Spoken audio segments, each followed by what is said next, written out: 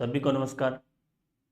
आज के सत्र में हम जो टेस्ट नंबर 5 हमारा आयोजित हुआ है, जो मेगा टेस्ट सीरीज हमारी चल रही है, उसी कड़ी के अंदर टेस्ट नंबर 5 हो चुका है।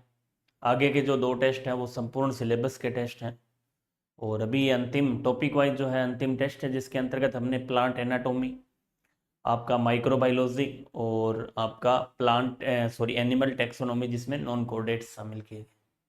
इन सब का आज हम वीडियो सॉल्यूशन देखेंगे। आपके बायोलॉजी के तो 45 प्रश्न आपको दिए गए, किस प्रकार के प्रश्न थे, वहाँ से किस प्रकार के प्रश्न आपसे एग्जाम के अंदर पूछे जाते हैं, उनको हम आज देखेंगे।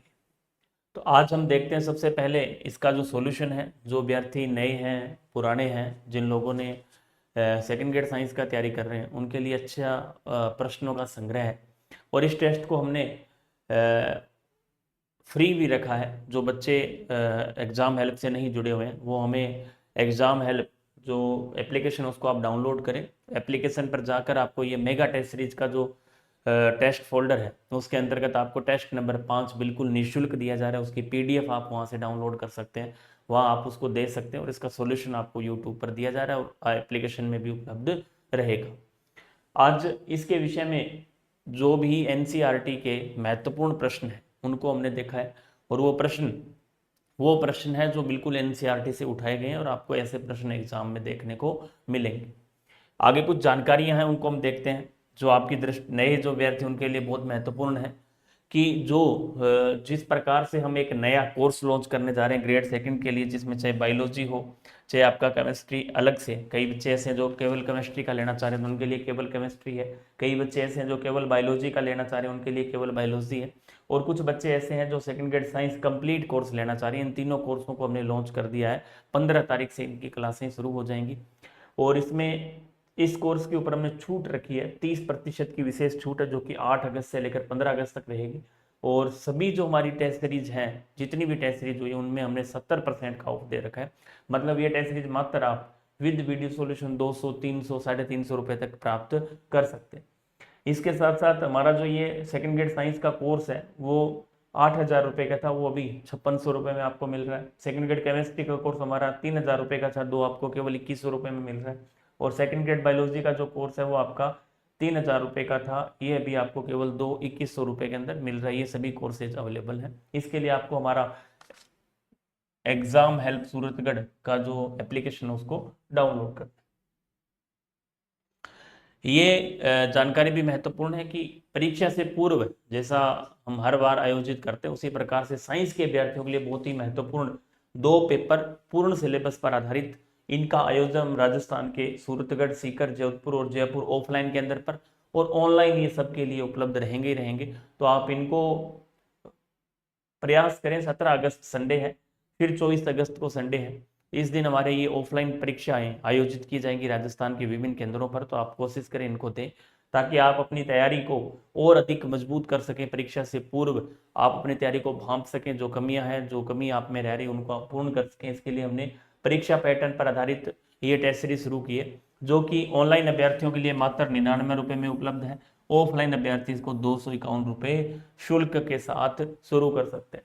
ये हमारे ऑनलाइन ऑफलाइन दोनों रहेंगे। इसके लिए हमने रजिस्ट्रेशन प्रारंभ कर दिया। रजिस्ट्रेशन आप इस नंबर पर करवा सकते हैं, और ऑनलाइन अभ्यर्थी डायरेक्ट आप अपना जो रजिस्ट्रेशन है वो सीधा एप्लीकेशन के माध्यम से कर सकते हैं, वहाँ आपको ये टेस्ट मिलने वाले। तो परीक्षा के मद्देनजर ये निर्णय हमने लिया है कि परीक्षा बिल्कुल पास है। तो उससे कुछ बच्चे जो पहले टेस्ट नहीं दे पाए, या जिनकी रुचि है कि हम टेस्ट देना चाह रहे हैं और अपनी तैयारी को मजबूत करना चाह रहे हैं और अपनी तैयारी का आंकलन करना चाह रहे हैं, परीक्षा से पहले हम किस प्रकार से हमारी तैयारी है ये जांच करना चाह रहे हैं, उनके लिए बहुत ही महत्वपूर्ण है। इसके साथ साथ ये हमारे ऑनलाइन कोर्सेज हैं। जो सेकंड ग्रेड साइंस का कंप्लीट कोर्स आपको मिलेगा, जिसके अंतर्गत रजिस्ट्रेशन इसके प्रारंभ हो चुके हैं। इसमें जो विशेषताएं हैं, आरपीसी के वर्तमान पैटर्न पर आधारित है, एनसीईआरटी की पुस्तकों को केंद्रित सामग्री है, व्याख्या सहित टॉपिक वाइज एमसीक्यू क्लास हर टॉपिक के बाद आपको मिलेगी। पूर्ण सिलेबस पर आधारित आपको एक टेस्ट सीरीज इसके अंतर्गत दी जाएगी। नोट्स उपलब्ध रहेंगे आपको ई नोट्स के रूप में। वैधता परीक्षा तक इसकी रहेगी, और शिक्षण विधियों की भी कुछ कक्षाएं लास्ट के अंदर ली जाएंगी। तो ये पूरा कोर्स हमारा किसका है? सेकंड ग्रेड साइंस का है, जो आपको केवल अभी 5500 रुपये में मिल रहा है। ये कोर्स हमारा पहले कितने का था? लगभग 8,000 रुपये का था। अभी आपको 30% की इसके ऊपर छूट दी जा रही है। इसके साथ साथ हमारा जो केमिस्ट्री विषय का कोर्स है, जो केवल केमिस्ट्री विषय का कोर्स लेना चाह रहे हैं, उसमें सेम विशेषताएं हैं, एनसीईआरटी पर आधारित ये पूरा पैटर्न आपको इसके अंतर्गत मिलेगा।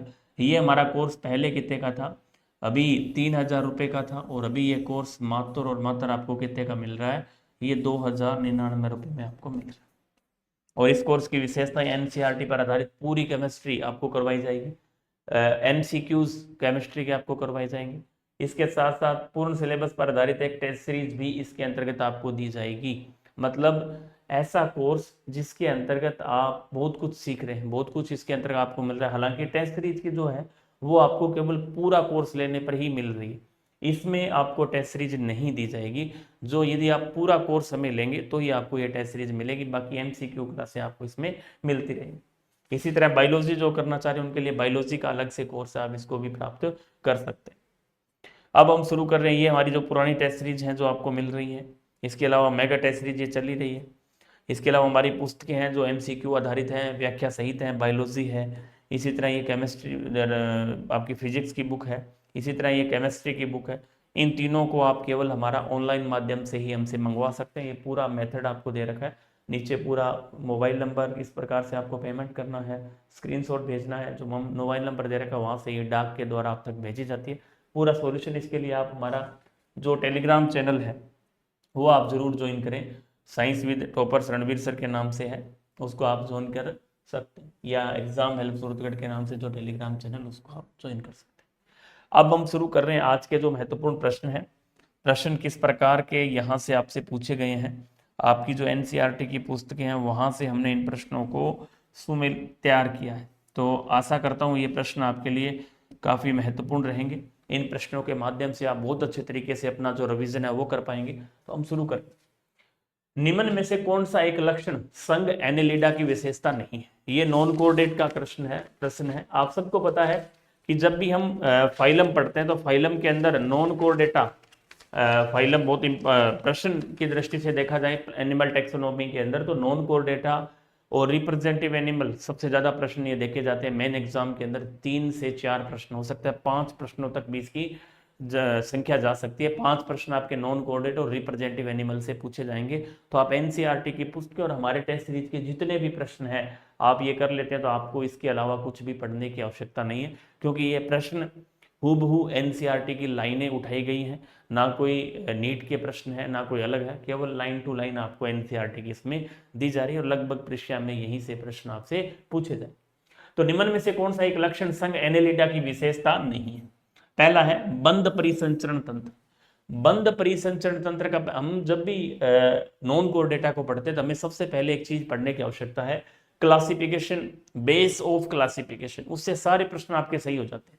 उस बेस का मतलब है कि किस आधार पर इन नॉन कोऑर्डिनेट का वर्गीकरण किया गया है, जिसमें हम सबसे पहले पढ़ते हैं आपका कोटि, शरीर की जो कोटि है, जीवद्रव्य कोटि जिसको बोलते हैं, इसके आधार पर किस प्रकार के जंतुओं को विभाजित किया गया, जीवद्रव्य स्तर की कोटियां या स्तर की शारीरिक संगठन जिसको हम बोलते हैं, जीवद्रव्य कोटि या शारीरिक संगठन, शारीरिक संगठन, ये भी हमारा कहीं ना कहीं आधार है। उसके बाद हम देह गुहा को पढ़ते हैं, इस आधार पर भी जंतुओं का वर्गीकरण है। इसके बाद हम जंतु किस स्तर का है, स्तर के आधार पर द्विस्तरीय है या त्रिस्तरीय है। उसके बाद हम सम्मिति के बारे में देखते हैं, सम्मिति किस प्रकार की है जंतुओं की, त्रिज्या सम्मित है, एकव्यास सम्मित है या अरीय सम्मित है, इस प्रकार से देखते हैं। इसके बाद हम क्लासिफिकेशन के अंतर्गत एक पॉइंट और देखते हैं, जहां हम देखते हैं खंडी भवन।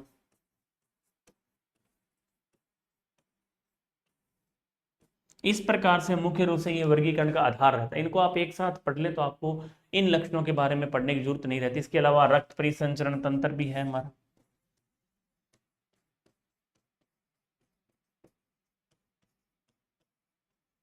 इतनी चीजें आप एक साथ कर लेते हैं तो मेरे आइडिया से आपको बाहर पढ़ने की आवश्यकता नहीं रहती, क्योंकि लगभग प्रश्न यहीं से बैठ जाते हैं।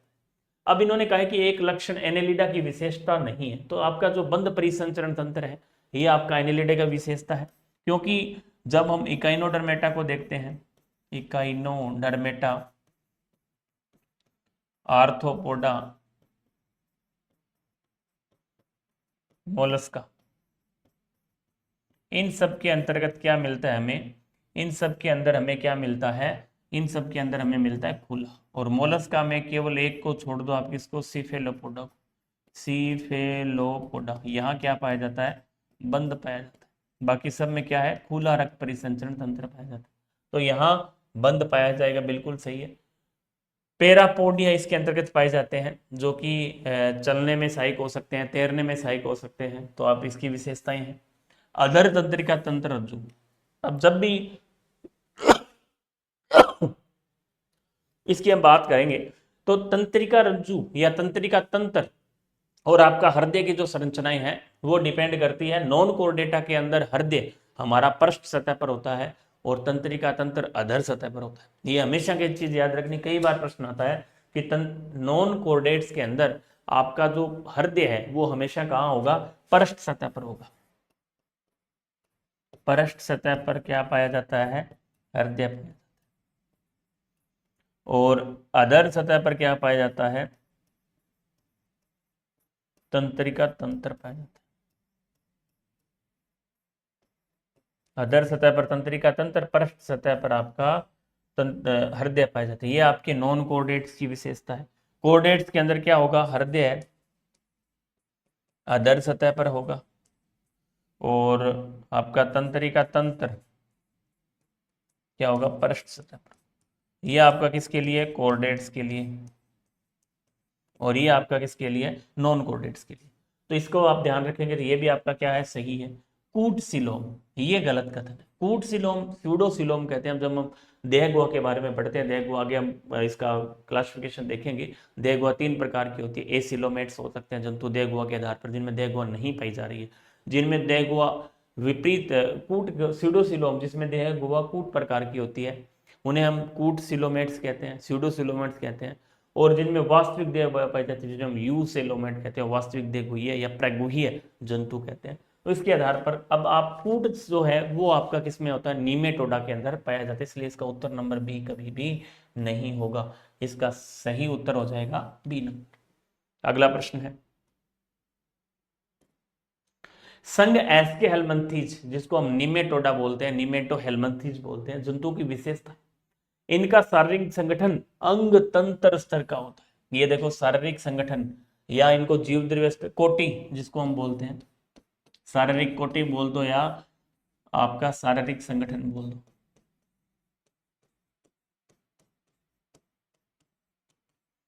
क्या होता है इनका शारीरिक संगठन, अंग तंत्र स्तर का होता है। आगे इसका हम विस्तार से देखेंगे, ऐसा प्रश्न हमें आगे दे रखा है। शारीरिक संगठन क्या है, अंग तंत्र स्तर का है, बिल्कुल सही है।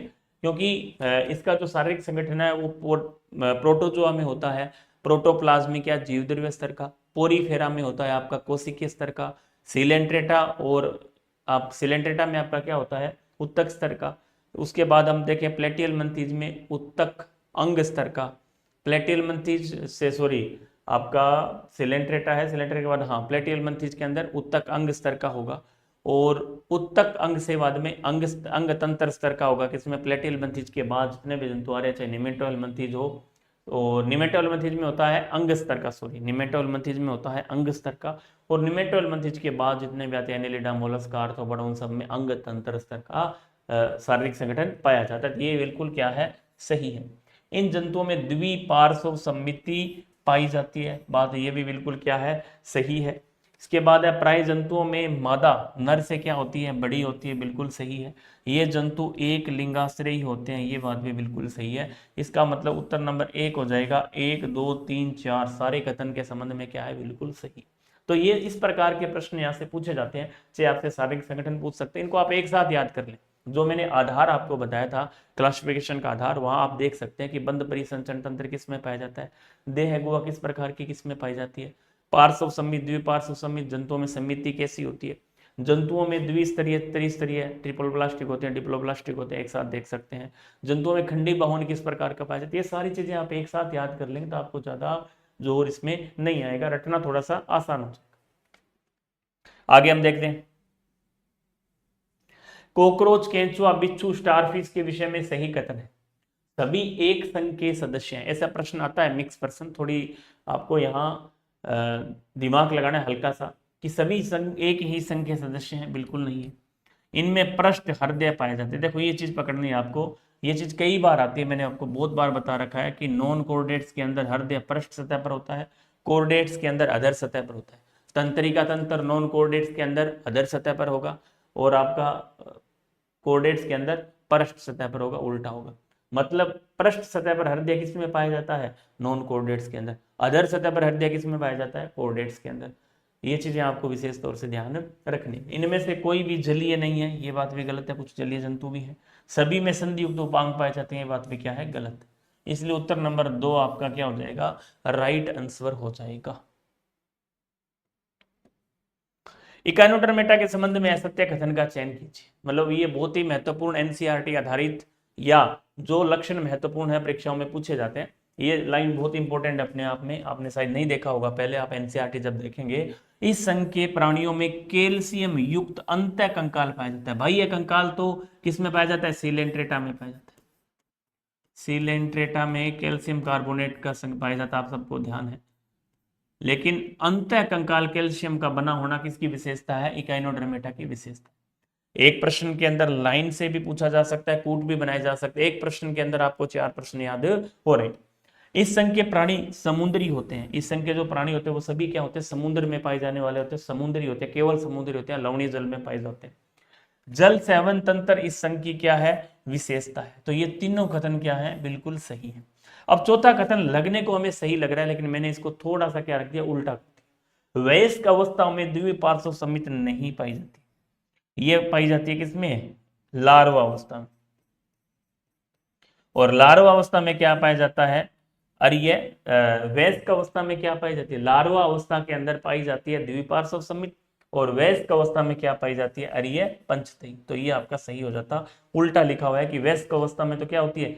अरिय पंचतई होती है, और लार्वा अवस्था में क्या होती है? द्विपार्श्व समित होती है। तो ये प्रश्न आपका क्या है? चौथा ऑप्शन गलत है। तो 4 नंबर ऑप्शन आपका राइट आंसर होगा। अगला प्रश्न है, अच्छा प्रश्न है, कई बार प्रश्न आते हैं इस प्रकार से। तो इसमें मैंने आपको पहले भी बताया था कि हम इसमें देखेंगे नीचे दिए गए प्राणियों के बारे में कौन सा कथन सही है। तो गोलकर्मी, जिनको हम निमेंटो अल्मंथीज बोलते हैं, गोलकर्मी होते हैं, इनमें कूटगुइये होते हैं। इसके बारे में सत्य कथन नहीं है। गोलकर्मी जो होते हैं क्या होते हैं? कूटकर्मी होते हैं, बिल्कुल सही है। मोलस्का जंतु एगुई होते हैं, इनके कौन सा कथन सही है? एक कथन, सॉरी, सही एक ही कथन है जो आपका सही है। तो पहला कथन क्या है आपका? गोलकर्मी क्या होते हैं? कूटगुइये होते हैं। दूसरा है मोलस्का जंतु क्या होते हैं? एगुइये होते हैं। कीट कूटगुइये होते हैं, और चपटे कर्मी पैगुई होते हैं। सबसे पहले आपको पर्सन को पहचानना होगा कि देह गुहा के आधार पर जब हम क्लासिफिकेशन देखते हैं, तो बेसिस ऑफ क्लासिफिकेशन देखते हैं, उसमें हम देह गुहा देखते हैं। इस आधार पर जंतुओं को मुख्य रूप से 3 भागों में बांटा है। पहला है अगुइये जंतु, जिसे हम एसिलोमेट्स कहते हैं। दूसरा है कूटगुइये, जिसे हम सिलोमेट्स कहते हैं, एसिलोमेट, एसिलोमेट्स कहते हैं, स्यूडोसिलोमेट्स कहते हैं।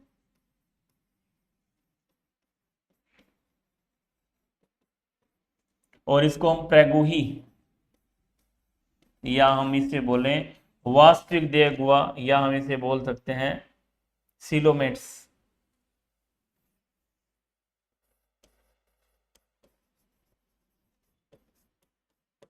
अब इसको हम 2 भागों में बांटते हैं, एक तो साइजोसिलोम,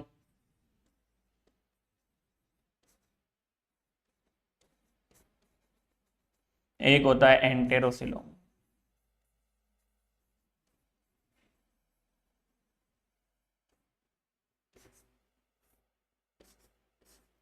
अब साइजोसिलोम में क्या होगा?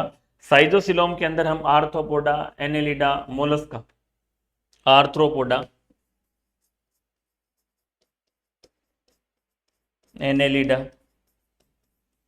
और मोलस्का,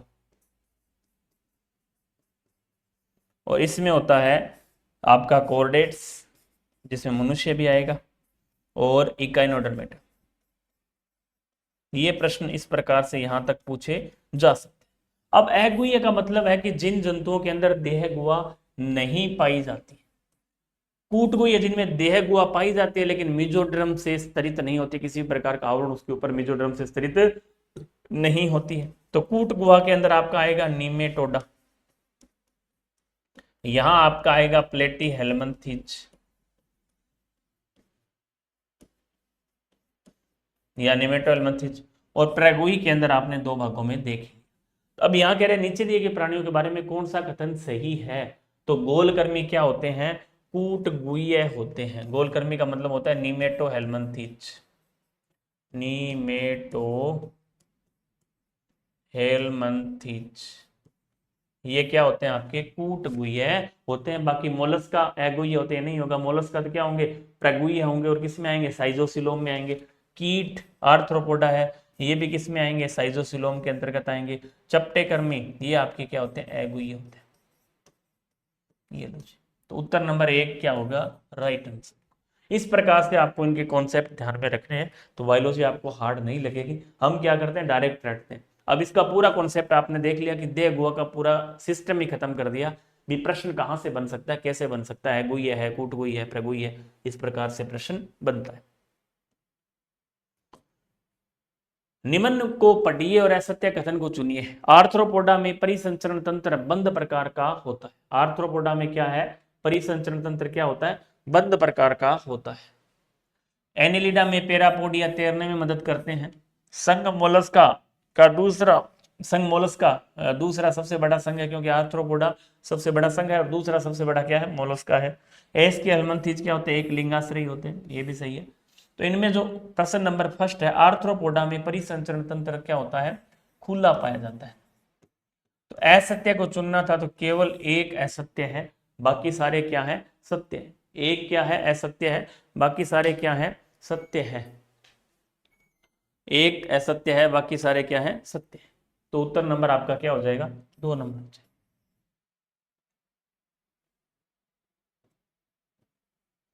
निम्न में से कौन सा विकल्प सही नहीं, सही है, निम्न में से कौन सा विकल्प क्या है, सही है। तो ऐसा प्रश्न जब भी आए तो आपको देखना है, स्पंज, स्पंज का मतलब बात कर रहा है पोरीफेरा की, और ये सबसे पहले बात किसकी कर रहा है, शारीरिक संगठन की बात कर रहा है। किसकी, शारीरिक कोटियों की बात हमने की थी अभी। इस आधार पर जब हमने देखा था कि जो प्रोटोजोआ है, प्रोटोजोआ, फिर आपका आएगा पोरीफेरा, सीलेंट्रेटा,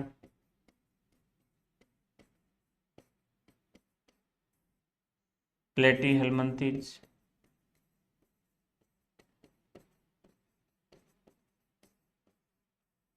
निमेटोहेलमिन्थीज,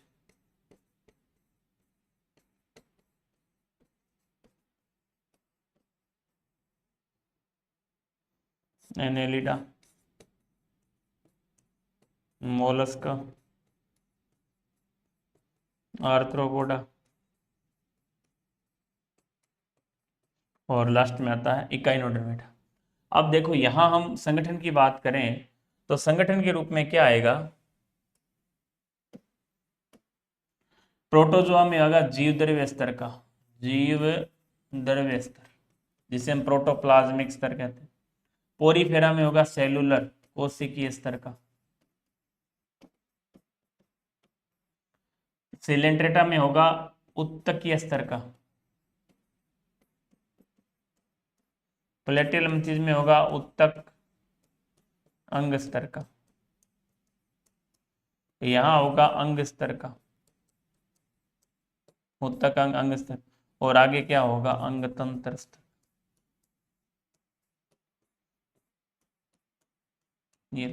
ये सारे स्तर हैं, आप इनको एक साथ याद कर सकते हैं। अब इन्होंने पूछा है कौन सा विकल्प सही है। स्पंज में, स्पंज मतलब पोरीफेरा कोशिकीय स्तर का है, सही है। निडेरिया का मतलब होता है सिलेंट्रेटा, नीडोब्लास्ट कोशिकाएं पाए जाने के कारण इसको निडेरिया नाम दिया गया। उत्तक स्तर का होगा, बिल्कुल सही है। प्लेटियलमंथीज का अंग स्तर का होगा, बिल्कुल सही है।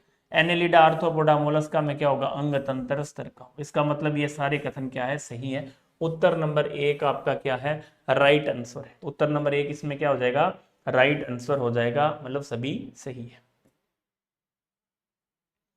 113 नंबर, निम्न में से कौन सा सही सुमेलित है, क्रेफिश। क्रेफिश आपका क्या है, इलास्मो बैंक्रियाई, बिल्कुल नहीं है, तो आर्थ्रोपोडा में आएगा। क्रस्टेसिया। कटल फिश जिसको हम ओस्टियोकथीज कहते हैं, ये भी गलत है। कटल फिश आपकी किसके अंतर्गत आती है, मोलस्का में आती है। जेलीफिश ओरिलिया कहते हैं, जो कि किस में आती है, सीलेंटेटा में आती है। और सिल्वर फिश जिसे हम आर्थ्रोपोडा में मानते हैं। उत्तर नंबर क्या होगा, 4 से। मतलब फिशेज के बारे में, कूट फिश कौन सी है, सही फिश कौन सी है, कौन सी फिश किस क्लास में, ऐसे प्रश्न कई बार पूछ लिए जाते हैं, तो आपको ध्यान होना चाहिए। फेरिटेमा के संबंध में अब बात, फेरिटेमा नाम अपने आप में महत्वपूर्ण है। अब यहाँ केंचुआ ने दे के आपको फेरिटेमा दे सकते हैं, केंचुआ। आपको कोकरोच ने दे के क्या दे सकता है, पेरीप्लेनेटा दे सकता है, पेरीप्लेनेटा दिया जा सकता है। तो आपको इनको थोड़ा सा नाम के ऊपर विशेष ध्यान है जो रखना है।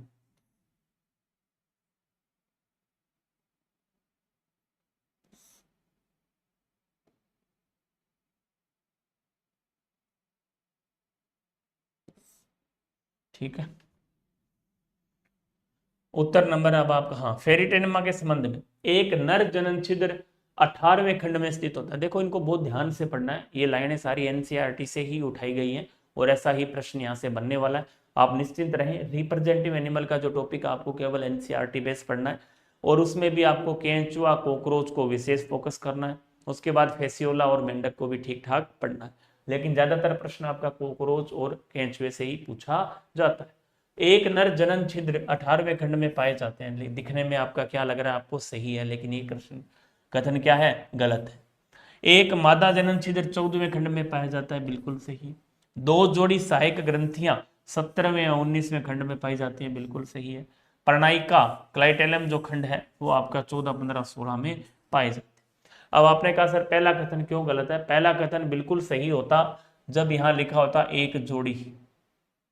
क्या लिखा होता, एक जोड़ी आपका लिखा होता, तो हम क्या मान लेते, ये कथन सही मान लेते, एक जोड़ी नर जनन छिद्र, एक नहीं होता, एक जोड़ी नर जनन छिद्र पाए जाते हैं, तो ये प्रश्न सही हो जाता। लेकिन अब ये प्रश्न क्या है, गलत है, तो उत्तर नंबर आपका क्या हो जाएगा, राइट 1 हो जाएगा। तो आप इनको ध्यान रखेंगे, ये मादा जनन छिद्र किस खंड में पाया जाता है, कहाँ स्थित होता है, कितनी संख्या में, क्या होती है, यहाँ केवल एक है और ऊपर वाला क्या है, जोड़ी में। ये केवल एक पाया जाता है संख्या में, ऊपर वाले क्या पाए जाते हैं, जोड़ी के अंदर पाए जाते हैं। अगला प्रश्न है,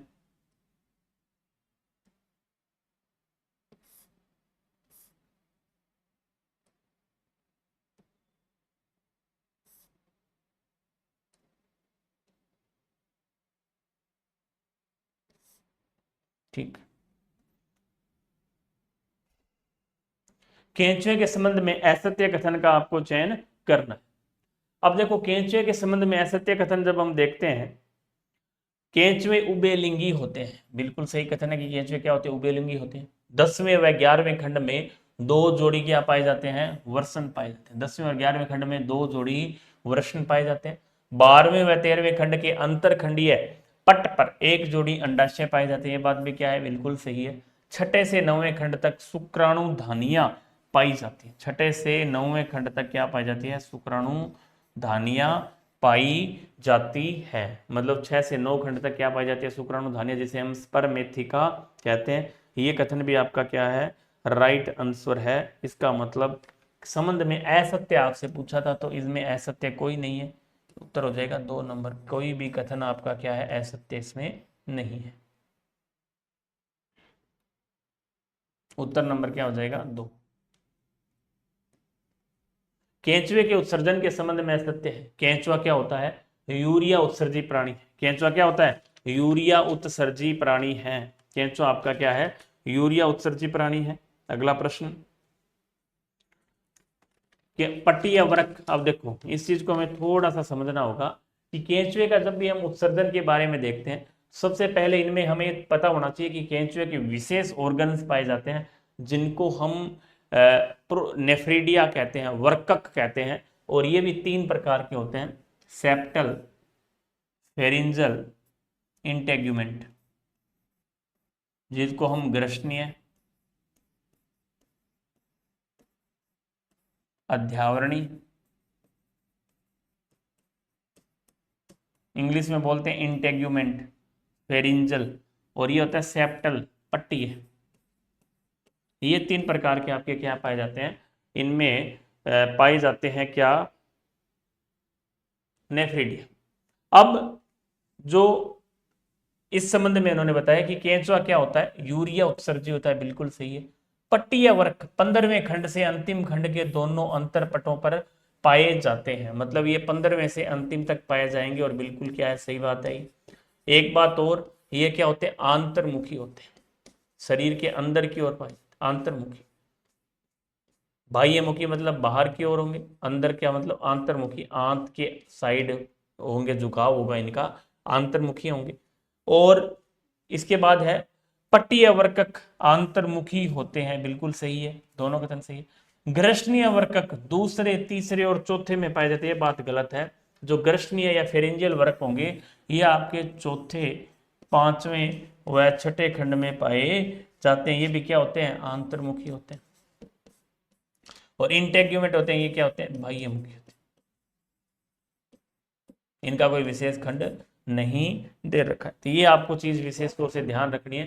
केंचुए का जो उत्सर्जन तंत्र है वो अपने आप में महत्वपूर्ण है, यहाँ से काफी प्रश्न पूछे जाते हैं, और पूछने का जो ट्रेंड है वो वही है कि इनमें कौन से उत्सर्जन तंत्र पाया जाता है, 3 प्रकार के होते हैं। अब कई बार एक वर्क 1 के बारे में पूछा जाता है कि किस प्रकार के जो नेफ्रीडिया है वो वर्क 1 का निर्माण करते हैं, तो आप उनको भी विशेष तौर से ध्यान रखेंगे। एनसीईआरटी आधारित प्रश्न आपको इसमें ध्यान रखने हैं। तो उत्तर नंबर आपका क्या हो जाएगा, यहाँ उत्तर नंबर आपका हो जाएगा 4। उत्तर नंबर इसमें क्या हो जाएगा, 4 हो जाएगा।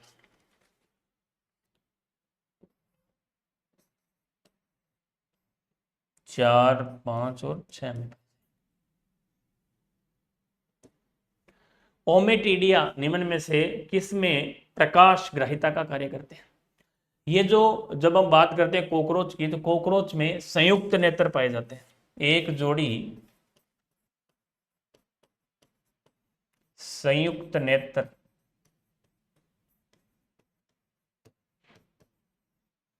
पाए जाते हैं, एक जोड़ी संयुक्त नेत्र पाए जाते हैं, जो क्या काम करते हैं, जो कि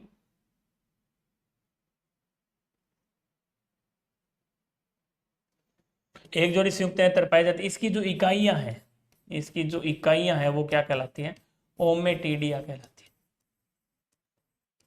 है। एक तरह से यूनिट्स ऑफ संयुक्त नेत्र, कंपाउंड आईज की जो यूनिट्स हैं, इकाइयां हैं, उनको हम क्या कहते हैं, ओमेटिडिया, मतलब लगभग ओमेटिडिया मिलकर ही किसका निर्माण करते हैं, संयुक्त नेत्र का निर्माण करते हैं। इनकी संख्या लगभग 200 के आसपास होती है। ये सब मिलकर किसका निर्माण करते हैं, एक जोड़ी संयुक्त नेत्र का निर्माण करते हैं, तथा ओमेटिडिया कॉकरोच के अंदर संयुक्त नेत्र की क्या होती है, इकाइयां होती है। तो उत्तर नंबर 1 आपका राइट आंसर होगा। असत्य कथन का चयन करें। केंचुए में 7वें व 9वें खंड में पार्श्व हृदय पाए जाते हैं, हमें पता है 7 व 9 में पार्श्व, 12 और 13 में आपका पार्श्व ग्रशिका। कॉकरोच में 4, 5, 6 खंड में रुधिर ग्रंथियां पाई जाती है, ये बात भी सही है। केंचुए में साइजोसिलोम प्रकार की देह गुहा पाई जाती है, क्योंकि ये भी समय, एंटेरोसिलोम हमने देखा था किसमें थी, साइजोसिलोम, एनेलिडा, आर्थ्रोपोडा, और मोलस्का में क्या थी, साइजोसिलोम प्रकार की वास्तविक देह गुहा थी। और एंटेरोसिलोम हमने देखा ही था कोर्डेट्स और इकाइनोडर्मेटा में थी, ये बात भी सही है। केंचुए में रुधिर रंजक हीमोसाइनिन पाया जाता है, ये बात गलत है। इनमें क्या पाया जाता है, हीमोग्लोबिन पाया जाता है, हीमोग्लोबुलिन, हीमोग्लोब्यूलिन, हीमोग्लोबिन, हीमोग्लोबिन, हीमोग्लोबिन पाया जाता है, जिसे हम कई बार इरिथ्रोक्रोनिन कहते हैं, इरिथ्रोक्रुओरिन के नाम से जानते हैं। तो ये क्या होता है, हीमोग्लोबिन होता है, न कि हीमोसाइनिन पाया जाता है, इसलिए उत्तर नंबर 4 क्या हो गया, गलत। अगला प्रश्न है, नर व मादा कॉकरोच में मुख्य अंतर है। बहुत अच्छा प्रश्न है। इसको समझने के लिए हमें बहुत कंफ्यूज रहता है और लगभग यहाँ से प्रश्न बनने की संभावनाएं रहती है। सबसे पहले हम इसकी उत्तर पे बात करते हैं। नर और मादा कॉकरोच में मुख्य अंतर होता है कि गुद्दा सूक एनाल स्टाइल नर कॉकरोच के 9वें खंड में ही पाई जाती। तो उत्तर नंबर आपका एक राइट हो जाएगा, क्योंकि नर और मादा कॉकरोच में क्या यही अंतर है कि इसमें तो गुद्दा सूक एनाल स्टाइल पाई जाती है और उसमें नहीं पाई जाती। अब हम इसमें देखते हैं सबसे पहले इसका जो महत्वपूर्ण पार्ट, लगभग यहां से प्रश्न आता ही आता है, इसको आप थोड़ा सा समझ लें कि अंतर क्या है। जैसे हम पहले देखें एनाल स्टाइल, एनाल स्टाइल। दूसरा हम देखें एनाल सिराई।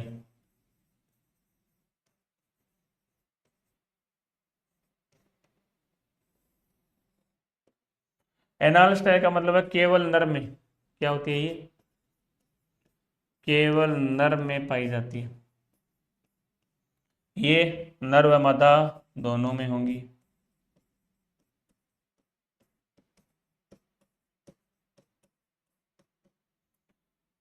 एक जोड़ी होती है संख्या में, कितनी होती है, एक जोड़ी। ये संख्या में कितनी होंगी, ये भी एक जोड़ी होंगी। संख्या में एक जोड़ी होती है, ये एक जोड़ी होती है, ये भी क्या होती है, संख्या में एक जोड़ी होती है। ये एनाल जो स्टाइल है ये 9वें खंड में पाई जाती है, 9वें खंड पर। एनाल स्टाइल केवल 9वें खंड में पाई जाएंगी। ये किस पर पाई जाएंगी, 10वें खंड में पाई जाएंगी। ये मैथुन में सहायता करती हैं और ये ध्वनि के प्रति क्या होती है, संवेदी होती है, ध्वनि से संबंधित, ध्वनि संवेदी होती है। ये अंतर है। एनाल स्टाइल केवल नर में पाई जाएंगी, ये नर और मादा दोनों में पाई जाती है। इसी कारण इन दोनों में महत्वपूर्ण अंतर है कि नर व मादा कॉकरोच में मुख्य अंतर यही होता है कि जो एनाल स्टाइल है वो केवल नर कॉकरोच के 9वें खंड में पाई जाती है। अब नीचे मैंने ये भी दे रखा है गुद्दा सूक मादा कॉकरोच के 9वें खंड में पाई जाती है, तो ये तो बिल्कुल अंतर है ही नहीं, क्योंकि गलत है चीज। गुद्दा लूम नर व मादा दोनों के 10वें खंड में पाई जाती है, ये बात सही है, तो अंतर नहीं होगा। अभी दोनों में अंतर बताना है हमें, दोनों में अंतर, दोनों में पाई जा रही है, इसमें मतलब दोनों में अंतर नहीं है। गुद्दा लोम नर के 10वें खंड में पाई जाती है, ये बात भी क्या है, गलत है। तो उत्तर नंबर एक यह सिद्ध कर रहा है, एक कथन नंबर 1 कि नर व मादा कॉकरोच में मुख्य अंतर यही होता है कि एनाल स्टाइल केवल नर में पाई जाती है और ये एनाल जो सिराई है नर व मादा दोनों में पाई जाती है। और ये भी किसमें, 9वें खंड के अंदर पाई जाती है, एक जोड़ी होती है और मैथुन के समय या कोपुलेशन में महत्वपूर्ण भूमिका निभाती है। अगला प्रश्न, कॉकरोच में किस प्रकार की दृष्टि पाई जाती है। देखो, अब हमें पता है कॉकरोच के अंदर आपको दो प्रकार की दृष्टि होती है। कीट्स मान सकते हैं हम, कीटों के अंदर दो प्रकार की दृष्टि पाई जाती है। कीटों में पहली होती है ए पोजीशन। ए पोजीशन का मतलब होता है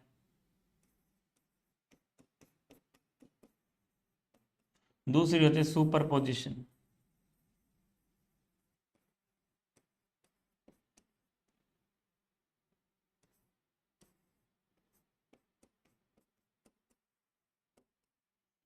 ए पोजीशन का मतलब होता है कि मोजेक दृष्टि।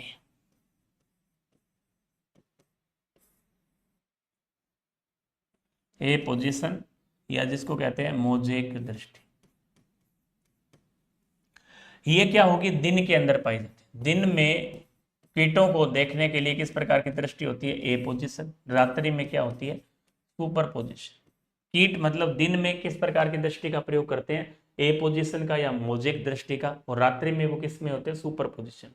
ये कीटों का लक्षण है। कॉकरोच भी एक प्रकार का कीट है, लेकिन कॉकरोच के अंदर केवल और केवल आपकी क्या पाई जाती है, ए पोजीशन दृष्टि पाई जाती है। इनमें ए पोजीशन ही दृष्टि पाई जाती है, मतलब दोनों नहीं, केवल ये दिन में ही देख सकते हैं। और ए पोजीशन का ही दूसरा नाम क्या है, मोजेक है। इसलिए उत्तर नंबर ए व सी दोनों हो जाएगा, डी उत्तर आपका राइट। ए पोजीशन, सुपर पोजीशन, मोजेक, ए वैसे दोनों, ए पोजीशन ही इसका उत्तर राइट होगा कि इनमें जो दृष्टि पाई जाती है वो किस प्रकार की होती है, ए पोजीशन प्रकार की या मोजेक प्रकार की होती है, अर्थात ये दिन में ही देख पाते। उत्तर नंबर डी आपका राइट आंसर। अगला प्रश्न है, देखो तिलचट्टे के बारे में पूछा कि तिलचट्टे के संबंध में आपको क्या बताना है, सत्य कथन है जो बताना है। तिलचट्टा कहते हैं कॉकरोच को, या पेरीप्लेनेटा भी बोल सकते हैं। द्विलिंगी प्राणी है, बिल्कुल सही बात है। एक जोड़ी वृषण चौथे से छठे खंड में पाए जाते हैं, इनमें एक जोड़ी वृषण होंगे, वो भी क्या पाए जाएंगे, चौथे से छठे खंड में पाए जाते हैं। छत्रक ग्रंथि, या जिसको मशरूम ग्लैंड कहते हैं, यह उदर के छठे व सातवें खंड में पाई जाती है। यहां दे रखा है 7 और 8, जो कि क्या है, गलत है। 7 व 8 गलत है। 6 और 7वें खंड में पाई जाती है। दो अंडाशय एक दूसरे से दो अंडाशय पाए जाते हैं दूसरे से छठे खंड, दूसरे से छठे खंड के अंदर खंड में पार्श्व में स्थित होते हैं, दूसरे से छठे खंड के पार्श्व में स्थित होते कितने पाए जाते हैं, 2 अंडाशय, मतलब एक जोड़ी अंडाशय में पाए जाते हैं। तो उत्तर नंबर आपका क्या हो जाएगा, 3 राइट हो जाएगा, जो कि क्या है, गलत कथन है।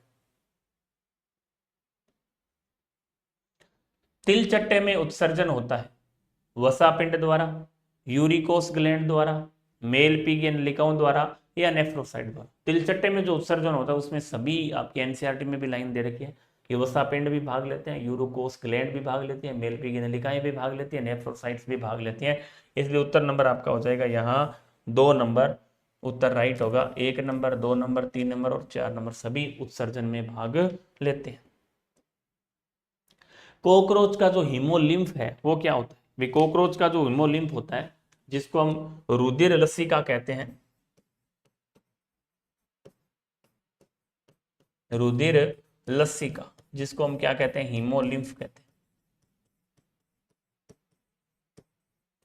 हैं। ये किससे बना होता है, रुधिराणु, रुधिराणु प्लस आपका प्लाज्मा, इन दोनों से मिलकर क्या बनता है, ये बनाता है रुधिर लसिका बनाता है। हीमोलिम्फ कहते हैं जो कि रुधिराणु व प्लाज्मा से मिलकर बनता है, दोनों से मिलकर बन गया। अब इसके अंदर क्या पाए जाएंगे, जितने भी ऑर्गन्स हैं वो सारे इसके अंदर डूबे रहते हैं। अब ये पूछ रहा है कि इसका जो रंग होता है वो कैसा होता है, ये क्या होता है, रंगहीन होता है। हीमोलिम्फ इसमें अंग क्या रहते हैं, डूबे रहते हैं, क्योंकि कॉकरोच का जो रक्त परिसंचरण तंत्र है वो क्या होता है, खुला होता है, खुली नलिकाओं में बहता है। तो वहाँ जो ऑर्गन्स हैं वो किस में डूबे रहेंगे, वो आपकी हीमोलिम्फ में डूबे रहेंगे। हीमोलिम्फ होता क्या है, रुधिर लसिका होती है, और रुधिर लसिका किससे मिलकर बनता है, रुधिराणु, जिसमें आरबीसी डब्ल्यूबीसी प्लेटलेट्स, रुधिराणु और प्लाज्मा से मिलकर बनता है। और ये कैसा होता है, रंगहीन होता है। तो डी नंबर उत्तर आपका क्या हो जाएगा, राइट आंसर हो जाएगा। मेंढक के संबंध में असत्य कथन है, नर मेंढक में एक जोड़ी पीले वर्षण पाए जाते हैं, बिल्कुल सही है। मेंढक का हृदय पेशी जनित होता है, मायोजेनिक होता है, बिल्कुल सही है। वोकोस वोकल सैक केवल नर मेंढक में ही पाए जाते हैं। बीडर नाल केवल मादा मेंढक में पाई जाती है, बीडर नाल केवल मादा मेंढक में पाई जाती है, ऐसा नहीं होता। बीडर नाल किस में पाई जाती है, नर मेंढक में पाई जाती है। इसलिए ये कथन क्या है, गलत, चौथा गलत होता है कि नर में पाई जाती है न कि मादा में। इसलिए 4 नंबर ऑप्शन क्या हो जाएगा, राइट हो जाएगा। ग्रीष्म निष्क्रियता व शीत निष्क्रिया, एस्टिवेशन और हिब्रेनेशन, एस्टिवेशन और हिब्रेनेशन की कंडीशन में मेंढक्स जो होते हैं वो बहुत गहराई में चले जाते हैं। उस दशा में वो क्या करते हैं, वो फेफड़ों द्वारा श्वसन नहीं करेंगे, तो गिल्स द्वारा भी नहीं करेंगे, उपरोक्त सभी भी नहीं करेंगे, वो केवल त्वचा द्वारा श्वसन करते हैं, त्वचा से धड़कते रहते हैं। आपने देखा व्हील के अंदर जब मेंढक होता है तो जो श्वसन है वो किससे करता है, त्वचा, भाई ये त्वचा से करता है। उत्तर नंबर 2 आपका राइट आंसर होगा। मेंढक के संबंध में असत्य कथन का चयन करें।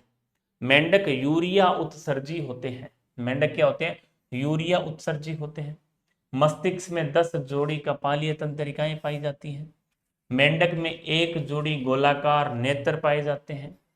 मादा मेंढक में एक अंडाशय पाया जाता है, मादा मेंढक में एक अंडाशय पाया जाता है। मादा मेंढक के अंदर क्या पाया जाता है, एक अंडाशय पाया जाता है। देखो, मेंढक यूरिया उत्सर्जी होते हैं, बिल्कुल सही है। मस्तिष्क में 10 जोड़ी कपालीय तंत्रिकाएं पाई जाती है, सही है। एक जोड़ी गोलाकार नेत्र पाए जाते हैं, बात सही है। लेकिन चौथा कथन इसमें क्या हो जाएगा आपका, गलत हो जाएगा, क्योंकि इनमें मादा मेंढक में एक अंडाशय नहीं पाया जाता, एक जोड़ी पाए जाते हैं। एक जोड़ी पाई जाती। उत्तर नंबर 4 क्या हो गया? Right answer. एक पादप की अनुप्रस्थ काट, अब हम प्लांट फिजियोलॉजी, प्लांट एनाटॉमी पर बात करेंगे। एक पादप की अनुप्रस्थ काट में निम्नलिखित शारीरिक लक्षण दिखाई दे, अधिकांश संख्या में बिखरे हुए सेवन पुल जो पुल आच्छद से घिरे रहते हैं। बिखरे हुए होंगे, इसका मतलब वो एक बीजपत्री की बात कर रहा है। और पुल आच्छद का पाया जाना केवल और केवल बंडल शीथ जिसको बोलते हैं, पूल आच्छद का पाया जाना एक बीजपत्री तने की विशेषता है। 7 बंडल के चारों ओर पूल आच्छद पाई जा रही है, वो भी स्क्लेरेंकाइमेटस, और स्क्लेरेंकाइमेटस प्रकार की स्क्लेरेंकाइमा से बने हुए पाई जाएगी, तो वो क्या होगी? पूल आच्छद किसकी विशेषता होगी? एक बीजपत्री तने की विशेषता। स्पष्ट बहुत मर्दुत्कीय भरण उत्तक इनमें पाया जाएगा, संयुक्त होंगे और एवर्दी 7 बंडल होंगे, ये बात भी एक बीजपत्री की है। पोषवाह मर्दोत्तक का, फ्लोएम मर्दोत्तक का अभाव होता है, इसलिए ये सारी विशेषताएं आपकी एक बीजपत्री तने की विशेषताएं हैं। किसकी विशेषताएं? एक बीजपत्री तने की विशेषताएं हैं। ये सारी लाइनें आपकी एनसीईआरटी में दे रखी है। आप थोड़ा सा देखेंगे तो यहाँ से कई बार ऐसा ही प्रश्न पूछा गया है कि 3-4 कथन दे देते हैं और उनमें के बारे में पूछता है कि ये विशेषता किसकी है। तो उत्तर नंबर 3 आपका क्या हो जाएगा? राइट आंसर हो जाएगा। अगला प्रश्न है, अंतःकाष्ठ के संबंध में असत्य कथन का चयन करना है। अंतःकाष्ठ जो है, अंतःकाष्ठ और आपकी एक होती है रसकाष्ठ।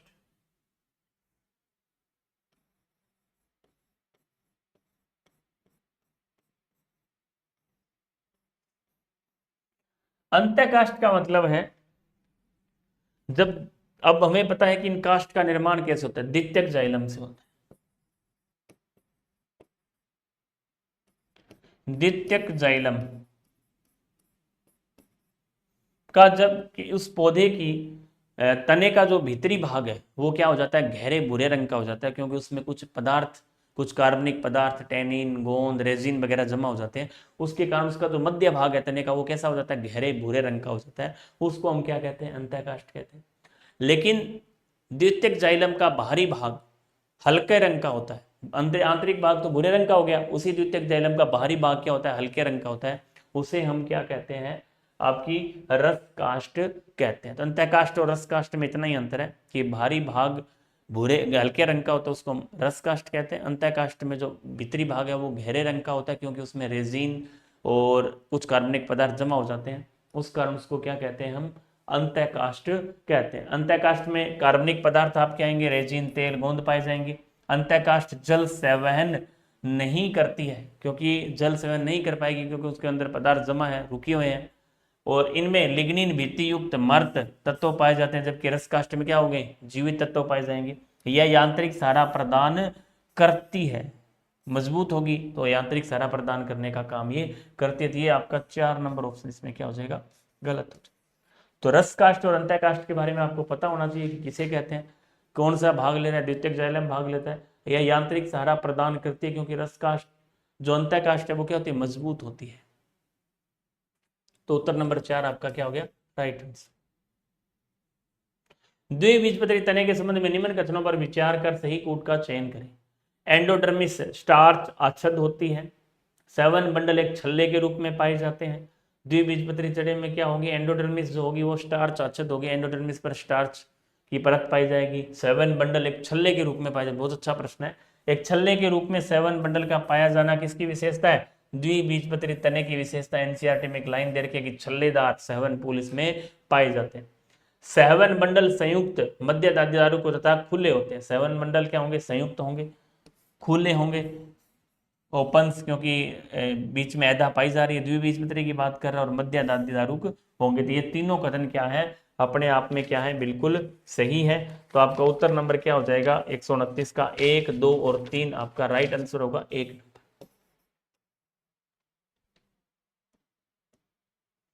7 बंडल के चारों ओर, 7 बंडल के चारों ओर बंडल आच्छद पाए जाते हैं। 7 बंडल जो है उसके चारों ओर स्क्लेरन काइमा का बंडल आच्छद पाया जाता है। स्क्लेरन काइमेटा कोशिकाओं का बना हुआ बंडल आच्छद पाया जाता है। किस किस के अंदर पाया जाता है? एक साथ यदि आपसे पूछे तो आप बताएंगे एक बीजपत्री तने के अंदर पाए जाएंगे।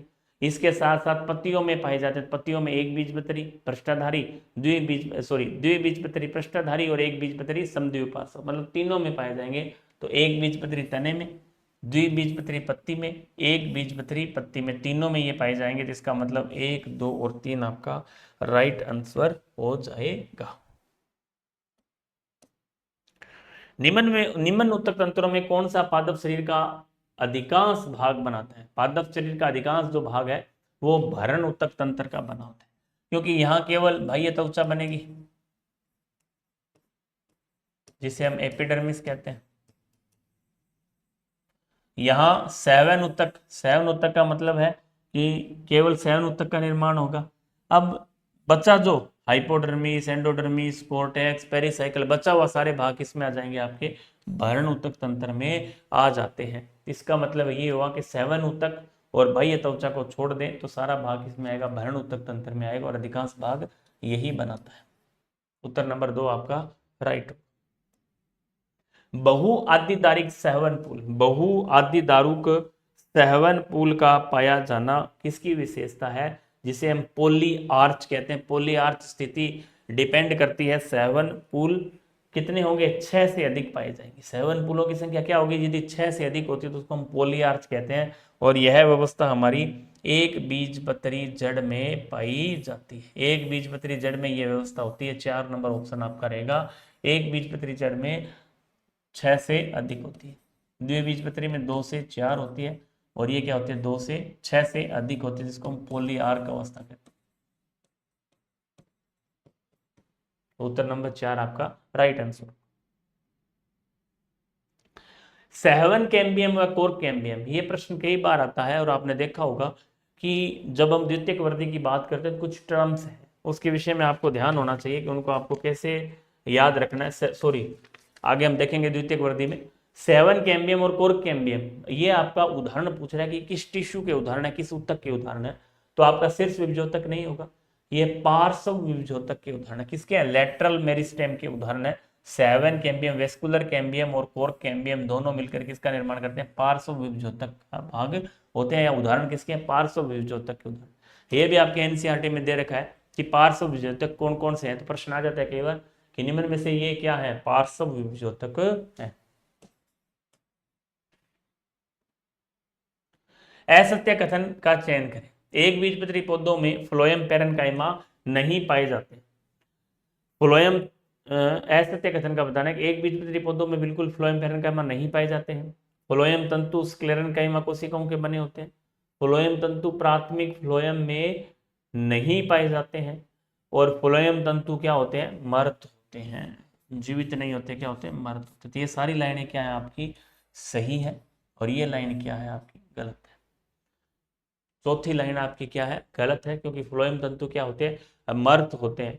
एक बीजपत्री पौधों में फ्लोएम पैरेन्काइमा नहीं पाए जाते हैं। फ्लोएम तंतु स्क्लेरेन्काइमा कोशिकाओं के बने होते हैं। फ्लोएम तंतु फ्लोएम में नहीं पाए जाते हैं। इसका मतलब ए, बी और सही आपके सही है। असत्य कथन क्या है आपका? चौथा है, क्योंकि ये क्या होते हैं? मर्त होते हैं। जब जाइलम और फ्लोएम अलग अलग त्रिज्याओं पर स्थित होते हैं तो इस प्रकार के सेवन पुल क्या कहलाते हैं? अरीय सेवन पुल कहलाते हैं, जिनको हम रेडियल सेवन पुल कहते हैं। सेवन पुल से विशेष तौर से आपसे बात रहेगी कि आप इनको अच्छे से तैयार कर लें, यहाँ से प्रश्न बनता है। आपको पता हो कि रेडियल सेवन पुल, अरीय सेवन पुल जो कि मुख्यतः जड़ों में पाए जाते हैं, और स्थिति क्या होती है? जाइलम की एक्सार्च होती है। इसी तरह हम संयुक्त सेवन पुल की बात करें तो संयुक्त में जाइलम और फ्लोएम एक ही त्रिज्या पर पाए जाते हैं, और ये दो प्रकार के होते हैं, कॉन्जॉइट कोलेट्रल और कॉन्जॉइट बाइकोलेट्रल। कॉन्जॉइट कोलेट्रल का मतलब होता है कि जिसमें जाइलम व फ्लोएम क्या होंगे? आपके एक ही त्रिज्या पर होते हैं, और इनकी जो स्थिति है दो प्रकार से होगी। यदि बीच में ऐदा पाई जाती है तो उनको हम ओपन कहेंगे, बीच में ऐदा नहीं पाई जाएगी तो उसको हम क्या कहेंगे? क्लोज कहेंगे। तो सेवन पुल के बारे में आपको विशेष तौर से याद रखना। इसके बाद एक होता है कोसेंट्रिक, जिसको हम सेकेंडरी कहते हैं। इसमें आपका एक मध्य में होता है और एक बाहर होता है। यदि जाइलम बाहर होता, जाइलम मध्य में होता है, जिसको हम जाइलम केंद्री या एम्फी क्रिबल कहते हैं। और मध्य में क्या हो, यदि फ्लोएम हो तो उसको हम फ्लोएम केंद्री या एम्फी वेसल कहते हैं, या लेप्टोसेंट्रिक। तो आप इनको अच्छे तरीके से सेवन पूल को याद करें। सेवन पूल से प्रश्न आता है कैसे भी आए, आपसे जड़ से पूछा जा सकता है, पत्ती से पूछा जा सकता है। जड़ों में हमें पता है कि यार ये 7 पुल पाए जाते हैं। पत्तियों में पूछा जा सकता है कि पत्तियों में किस प्रकार के पाए जाते हैं, संयुक्त पाए जाते हैं। फरन, राइजोम जिसको हम सिलेजने वगैरह में है, टेरिडोफाइट में, वो किस प्रकार के पाए जाते हैं, हेड्रोसेंट्रिक पाए जाते हैं। तो 1 नंबर उत्तर आपका क्या हो जाएगा, राइट हो जाएगा। पत्तियों में 7 पुल होते हैं, वो भी पूछ रहा है कौन सी, पृष्ठधारी पत्तियों में। पत्तियां चाहे पृष्ठधारी हो चाहे समद्विपार्श्व हो, हमें पता है कि पृष्ठधारी पत्तियां द्विबीजपत्री होती हैं, और ये पत्तियां मुख्य रूप से पेलिशेड टिश्यू और स्पंजी टिश्यू में विभेदित होती है। इनका जो मिजोफिल है वो पेलिशेड और स्पंजी में विभेदित होता है। पेलिशेड और स्पंजी में क्या होता है, विभेदित होता है। पेलिशेड और स्पंजी में क्या होता है, विभेदित होता है। ऐसा प्रश्न भी कई बार एग्जाम में पूछा गया है, तो आपको इसको विशेष तौर से ध्यान रखना है कि कई बार प्रश्न आता है कि पेलिशेड टिश्यू और स्पंजी टिश्यू के बारे में आप बताइए। अब देखो, पृष्ठधारी पत्तियों में 7 पुल होते हैं। तो पृष्ठधारी पत्तियों में क्या होते हैं, कॉन्जोइट होते हैं, कोलेटरल होते हैं और मीजार्च होते हैं। कॉन्जोइट होते हैं, कोलेटरल होते हैं और मीजार्च होते हैं। तो उत्तर नंबर 1 आपका क्या हो जाएगा, राइट आंसर हो जाएगा। ये याद रखना आपको, चाहे पृष्ठधारी पूछे चाहे समद्विपार्श्व पूछे, केवल पत्तियों का नाम आते ही आपको पता होना चाहिए कि यहाँ जो पत्तियां होती हैं वो क्या होती है, कॉन्जोइट होती है, कोलेटरल होती है और मीजार्च होती है। अब जैसे सॉल्यूशन हम जिस प्रकार से आपको करवा रहे हैं, सॉल्यूशन से काफ़ी फायदा हो जाता है, बच्चे को पता चल जाता है कि कैसे प्रश्न आ रहे हैं, किस प्रकार से हमें करना है।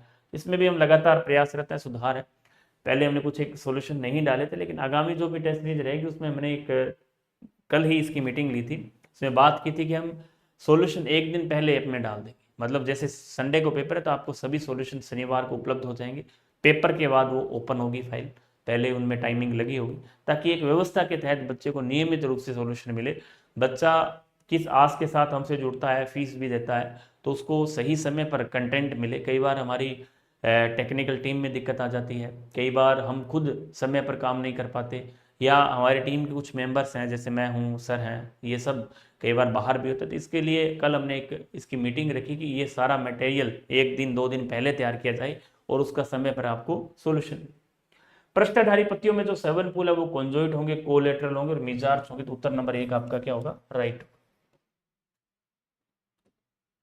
फेलोजन व फेलम, ये शब्द आपका द्विबीजपत्रियों से संबंधित है, द्वितीयक वर्दी से संबंधित है। तो ऐसा शब्द जब भी आए तो आपको ध्यान रखना है कि कोरक कैम्बियम के बारे में बात करें, यदि कोरक कैम्बियम में यदि वह बात कर रहा है, बायोलॉजी सिलेबस में हम इस पर विस्तृत बात करेंगे, फेलोजन होगा। और यदि बात करें कोरक की तो उसको क्या कहेंगे, हम फैलम कहेंगे। क्या कहेंगे, फैलम कहेंगे। और यदि बात करें द्वितीयक वलकुट की तो इसको हम क्या कहेंगे, फेलोड्रम की।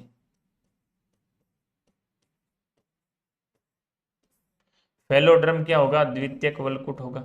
कोर्क क्या होगा आपका, फेलम होगा। और कोर्क कैम्बियम क्या होगा आपका, फेलोजन होगा। तो यहां हम देखें फेलोजन व फेलम क्रमशः क्या है, तो आप इसका उत्तर मानेंगे काग, व काग कैम्बियम व कोर्क को। क्या फेलोजन को तो क्या बोलते हैं, कोर्क कैम्बियम बोलते हैं, और इसको क्या बोलते हैं, फेलम को कार्क बोलते हैं। तो उत्तर नंबर 2 आपका क्या है, राइट हो जाएगा। वायरॉइड के विषय में माइक्रोबायोलॉजी पर बात करेंगे। वायरॉइड्स के विषय में निम्नलिखित में से कौन सा कथन सही है। उनमें प्रोटीन आवरण के साथ डीएनए पाया जाता है, उनमें प्रोटीन आवरण के बिना डीएनए पाया जाता है, उनमें आरएनए के साथ प्रोटीन पाया जाता है, और उनमें आरएनए के बिना प्रोटीन आवरण के आरएनए पाया जाता है। तो उत्तर नंबर आपका 4 हो जाएगा कि उनमें प्रोटीन आवरण नहीं पाया जाता, विदाउट प्रोटीन आवरण।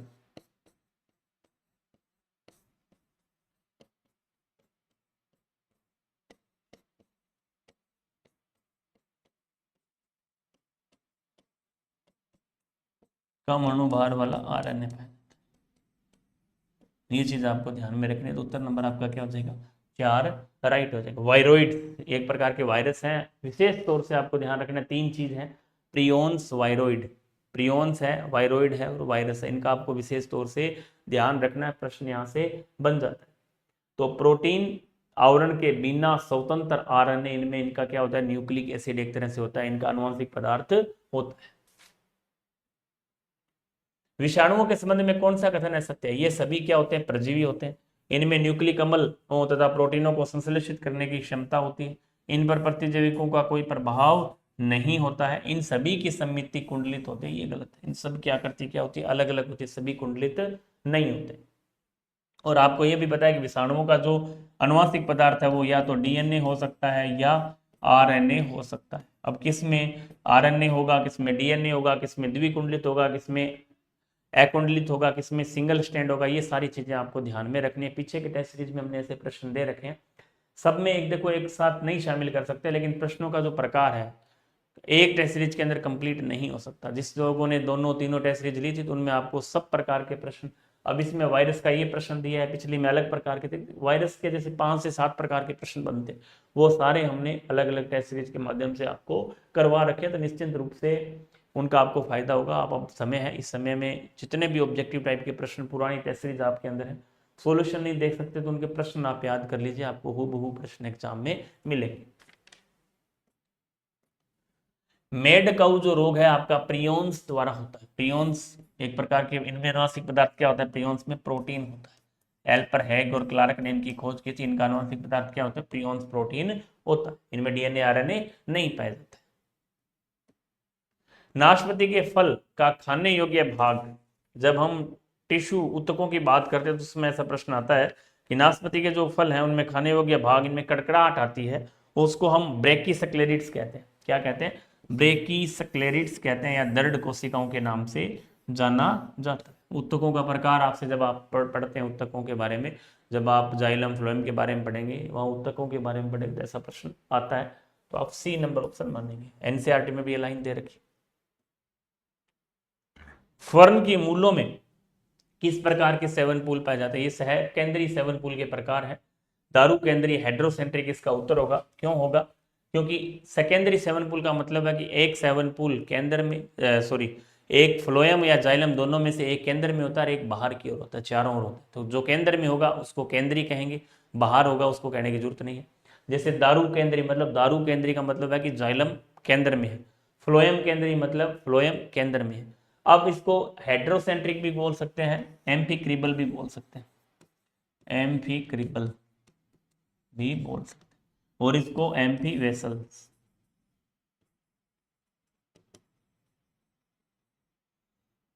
ठीक है, तो उत्तर नंबर आपका क्या हो जाएगा, एक राइट हो जाएगा, दारू केंद्रीय।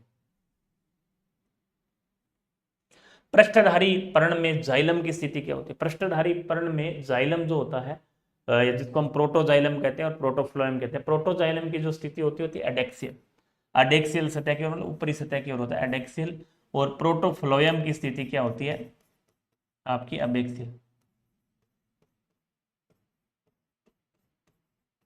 ये प्रोटोफ्लोएम है और ये प्रोटोजाइलम की बात कर रहा है, तो उत्तर नंबर 1 क्या हो जाएगा, राइट हो जाएगा। इसी तरह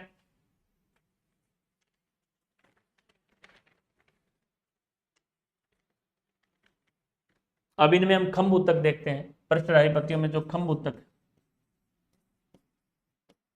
जिसको हम पेलिशेड टिश्यू कहते हैं, ये भी आपके क्या होते हैं, एडेक्सियल होते हैं। और स्पंजी जो टिश्यू है वो आपका होता है अपेक्सियल। क्या होता है, अबेक्सियल होता है।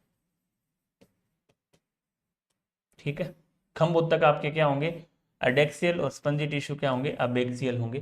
तो इन्होंने पूछा है जाइलम की स्थिति, तो जाइलम आपका एडेक्सियल होगा और फ्लोएम आपका क्या होगा, अबेक्सियल होगा। तो उत्तर नंबर 1 आपका क्या है, राइट आंसर। तो इनको आपको ध्यान रखना है कि खंभ उत्तक पृष्ठधारी पत्तियों में जो जाइलम के साथ क्या होगा, पेलिसेड टिश्यू होगा, और फ्लोएम के साथ क्या होगा, स्पंजी टिश्यू को आप मान सकते हैं।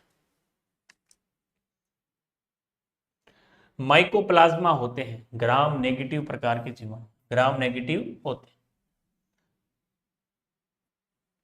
माइकोप्लाज्मा की सबसे बाहरी झिल्ली क्या होती है, कोशिका झिल्ली होती है, क्योंकि इनमें कोशिका भित्ति का क्या होता है, अभाव होता है। एक एक लाइन के प्रश्न है, इंपॉर्टेंट है। वायरस को सर्वप्रथम क्रिस्टलीकृत करने का श्रेय, बहुत अच्छा प्रश्न है, एनसीईआरटी से उठाया हुआ प्रश्न है, अब की बार परीक्षा में आ सकता है, ध्यान रखना। अब नाम आपको इवनुश की भी सुना हुआ है और बेंजरीन की भी सुना हुआ है, ये सब एनसीईआरटी में दे रखे हैं, लेकिन क्रिस्टलीकृत करने का रवे प्राप्त किए, रवे का मतलब क्रिस्टलीकरण किया, तो रवे किसने प्राप्त किए थे, WM स्टेनले ने इसके सबसे पहले रौवे प्राप्त किए थे या क्रिस्टलीकरण किया था। तो 1 नंबर उत्तर आपका राइट आंसर है। वैज्ञानिकों की दृष्टि से सबसे इंपॉर्टेंट प्रश्न है माइक्रोबायोलॉजी के अंदर, क्योंकि आपकी एनसीईआरटी की बुक में ये दे रखा है, हमने भी इसको आपको दे दिया, याद रखें इनको, ध्यान। प्रश्न बन सकता है यहाँ से। वायरस जनित रोग है, अब मानव जनित है, सारे मानव के अंदर होने वाले वायरस जनित रोग है, पौधों में नहीं है, जंतुओं के हैं। तो मम्पस, ये भी आपकी एनसीईआरटी में दे रखे हैं चारों रोग, मम्पस है, चेचक है, हर्पीज है और इन्फ्लुएंजा। 1 2 3 4 सारे रोग आपके क्या है, मानव वायरस जनित रोग है या जंतुओं में होने वाले वायरस जनित रोग है। माइकोप्लाज्मा में सामान्यतः जो जनन होता है वो कायिक विधि द्वारा होता है। एलिमेंट्री बॉडी जिसको बोलते हैं, एलिमेंट्री बॉडी, एलिमेंट्री पिंड, एलिमेंट प्रारंभिक पिंड संरचनाओं द्वारा, प्रारंभिक पिंडों द्वारा ऐसे प्रश्न आता है कि वो क्या होता है, एक प्रकार से कायिक जनन होता है। प्रियोन्स के संबंध में गलत कथन है। प्रियोन में अनुवांशिक पदार्थ डीएनए व आरएनए पाया जाता है, गलत है। अनुवांशिक पदार्थ इनमें क्या होता है, प्रोटीन होती है, बिल्कुल सही है। प्रियोन की खोज एल्पर हेगल और क्लार्क ने की थी, बात भी सही है। प्रियोन प्रोटीन द्वारा मस्तिष्क विकृति या मैड काउ रोग, दोनों आपने देख लिया, मस्तिष्क विकृति भी हो गया और एक हमने देखा था मैड काउ रोग हो जाता है, ये भी सही है। तो उत्तर नंबर 1 क्या हो जाएगा आपका, राइट हो जाएगा। जंतुओं के किस संघ में जीव संदीप्ति, ये भी आपका एनसीईआरटी में दे रखा है, जीव संदीप्ति या बायो ल्यूमिनेसेंस पाया जाता है, तो वो कुछ है, टीनोफोरा के अंदर ऐसा गुण पाया जाता है कि जंतुओं के इस संघ में जीव संदीप्ति का गुण पाया जाता है, किसमें, टीनोफोरा के अंदर पाया जाता है। तो उत्तर नंबर 1 आपका राइट आंसर। तो ये थे आपके 150 प्रश्न जो हमने आज देखे और आपने इनका सही तरीके से उपयोग भी किया। आशा करता हूँ आपको ये समझ में आए होंगे और लगभग आपने प्रयास भी किया है, और आगे भी हमें इसी प्रकार प्रयासरत रहना है और अच्छे से ऑब्जेक्टिव टाइप के प्रश्न, जो भी समय बचा उसमें आपको टॉपिक वाइज जो भी ऑब्जेक्टिव टाइप प्रश्नों की क्लास मिलती है उसको आप अच्छे से देखें और करें और अपनी तैयारी उसको रेगुलर नियमित रखें। काफ़ी बार मैं कहता भी हूँ कि लास्ट टाइम के अंदर बहुत ज़्यादा डिप्रेशन में आने की, बहुत ज़्यादा कोई मैराथन क्लासेज की या नोट्स शॉर्ट नोट्स वगैरह, उनसे आप बच के रहें। अपने आप को एकांत शांत रखें, ज़्यादा आप पढ़ पाएंगे। और यदि आप नेगेटिव लोगों के संपर्क में रहेंगे जो तैयारी आपने कर रखी है उससे भी आप हाथ धो बैठेंगे। तो इसमें कोशिश करें कि आप कम से कम लोगों से मिलें, कम से कम सोशल मीडिया का प्रयोग करें, जो चीज़ें अच्छे कंटेंट आपको मिल रहे हैं उनको आप लाभ उठाएं, पढ़ें। और 1 महीना अभी शेष बचा हुआ है, आशा है आप रेगुलर नियमित लगे हुए हैं, प्रयास कर रहे हैं, निश्चित रूप से आपकी सुनवाई होगी यदि आप नियमित तैयारी करें। धन्यवाद।